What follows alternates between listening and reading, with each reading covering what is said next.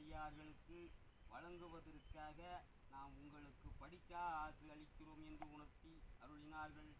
அப்படியே திருக்கோயிலின் கிழக்கே உள்ள பீடத்திலும் மேற்கே உள்ள பீடத்திலும் திருஞான சம்பந்தருக்கும் திருநாவுக்கரசருக்கும் படிக்காசுகளை நாள்தோறும் நம்பிரான் வைத்தருளினார்.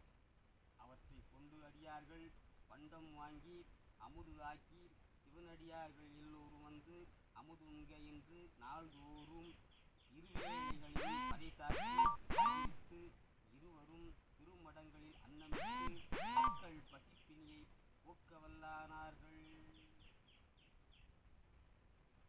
திருஞான சம்பந்தர் உமையம்மையாரிடம் அருந்திய சிவகுமாரரார் வட்டக்காசு பெற்றார். திருநாவுக்கரசர் கைத்தொண்டு செய்ததால் வட்டமில்லாத காசு பெற்று வந்தார்.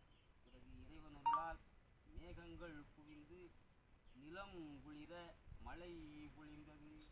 நாட்டில் மீண்டும் வளம் பெருகி